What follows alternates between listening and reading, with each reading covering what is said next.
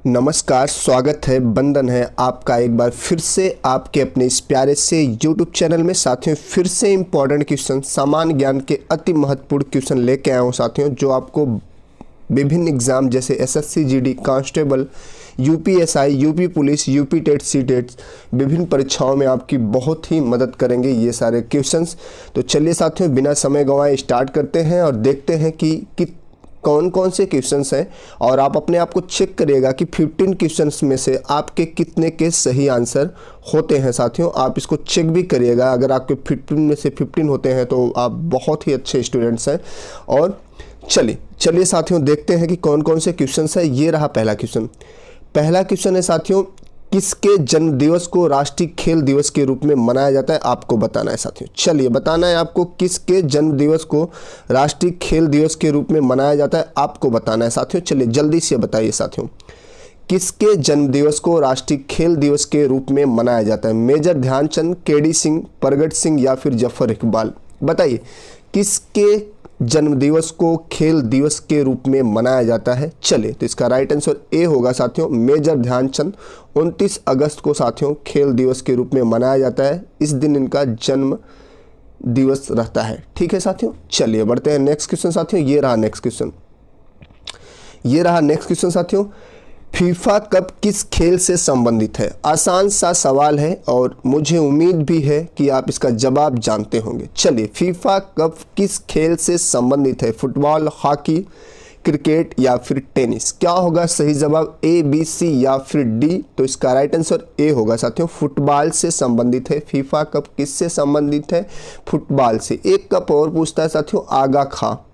ठीक है, आगा खा कप जो है साथियों, ये किससे है? हॉकी से संबंधित होगा। ठीक है, इसको याद रखिएगा, आगा खा जो कप है वो साथियों हॉकी से संबंधित है। ठीक है, चलिए बढ़ते हैं नेक्स्ट क्वेश्चन। ये रहा साथियों नेक्स्ट क्वेश्चन,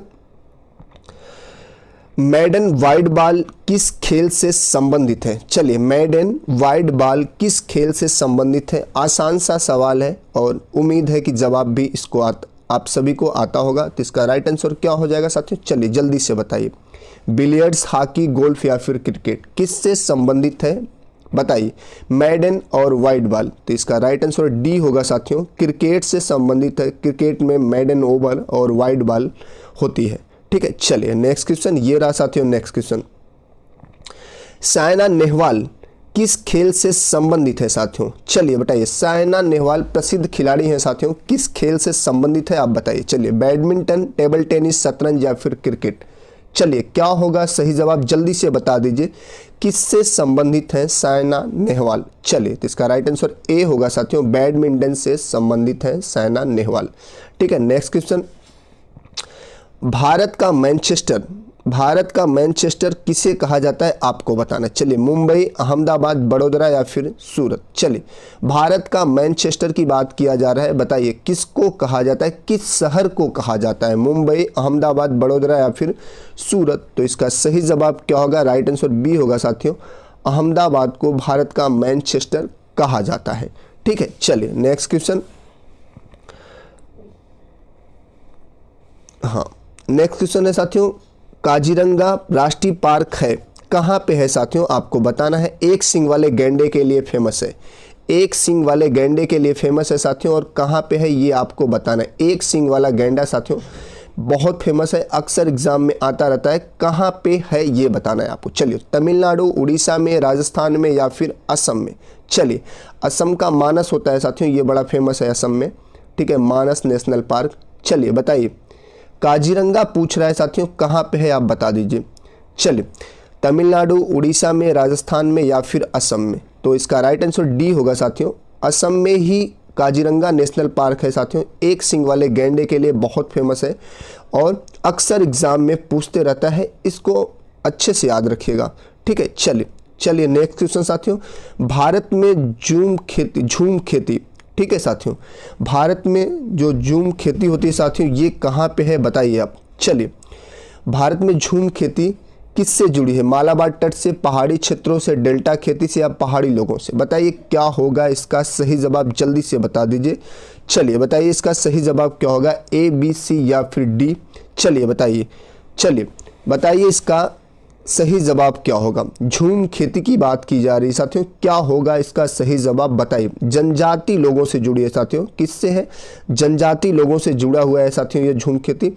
जनजाति लोगों से ये खेती जुड़ी है साथियों। जो जनजाति लोग रहते हैं वो अपनी फसल को एक बार पैदा करते हैं, फिर वहाँ से जला के साथियों सफाई करके वहाँ पे दूसरी जगह फिर चले जाते हैं। जनजाति लोगों से जुड़ा हुआ है ये, ठीक है, इसको याद रखिएगा। जनजाति लोगों से, जनजाति आदिवासियों से जुड़ा हुआ है साथियों झूम खेती, ठीक है, इसको याद रखिएगा साथियों। चलिए बढ़ते हैं नेक्स्ट क्वेश्चन। ये रहा नेक्स्ट क्वेश्चन साथियों। कौन सा राज्य काजू का सबसे बड़ा उत्पादक राज्य है? आपको बताना है। चलिए बताइए, कौन सा राज्य काजू का सबसे बड़ा उत्पादक राज्य है? केरल, आंध्र प्रदेश, कर्नाटक या फिर तमिलनाडु? बताइए क्या होगा सही जवाब, जल्दी से बता दीजिए। कौन सा राज्य काजू का सबसे बड़ा उत्पादक राज्य है? चलिए ए, बी, सी या फिर डी। तो इसका सही जवाब क्या होगा साथियों? इसका सही जवाब होगा ए, केरल राज्य। केरल राज्य जो है साथियों ये काजू के उत्पादन में नंबर 1 पे है। केरल मसालों का राज्य भी कहा जाता है। मसालों जो स्पाइसेज होते हैं साथियों ये केरल में सबसे ज़्यादा होते हैं, ठीक है साथियों, इसको भी याद रखिएगा आप लोग, ठीक है, स्पाइसेज जो होते हैं मसाले, ठीक है। चलिए बढ़ते हैं नेक्स्ट क्वेश्चन की तरफ। और ये रहा नेक्स्ट क्वेश्चन साथियों। किस राज्य को भारत का मसाला उद्यान कहा जाता है? चलिए आ गया, सवाल भी आ गया साथियों, अभी पहले ही मैंने बता चुका है ये। चलिए बताइए, किस राज्य को भारत का मसालों का उद्यान या मसालों का बगीचा कहा जाता है? चलिए मध्य प्रदेश, आंध्र प्रदेश, केरल या फिर उत्तर प्रदेश? चलिए बताइए क्या होगा सही जवाब, जल्दी से बता दीजिए। मसालों का उद्यान या मसालों का बगीचा किस राज्य को कहा जाता है साथियों? आपको बताना है। चलिए बताइए साथियों क्या होगा इसका सही जवाब। तो इसका राइट आंसर हो जाएगा सी साथियों, केरल राज्य को मसालों का उद्यान या मसालों का बगीचा कहा जाता है। चलिए बढ़ते हैं नेक्स्ट क्वेश्चन की तरफ साथियों। ये रहा नेक्स्ट क्वेश्चन। विश्व का सबसे गहरा महासागर है? चलिए बताइए, विश्व का सबसे गहरा महासागर की बात की जा रही साथियों। चलिए बताइए, अटलांटिक महासागर, हिंद महासागर, प्रशांत महासागर या फिर आर्कटिक महासागर? चलिए क्या होगा सही जवाब, ए, बी, सी या फिर डी? तो इसका राइट आंसर क्या होगा साथियों? इसका राइट आंसर सी होगा, प्रशांत महासागर साथियों। पैसिफिक ओशन जो है साथियों ये विश्व का सबसे गहरा क्या है साथियों? विश्व का सबसे गहरा महासागर है, ठीक है, इसको याद रखिएगा साथियों, इंपॉर्टेंट है। चलिए बढ़ते हैं नेक्स्ट क्वेश्चन की तरफ। और ये रहा साथियों नेक्स्ट क्वेश्चन।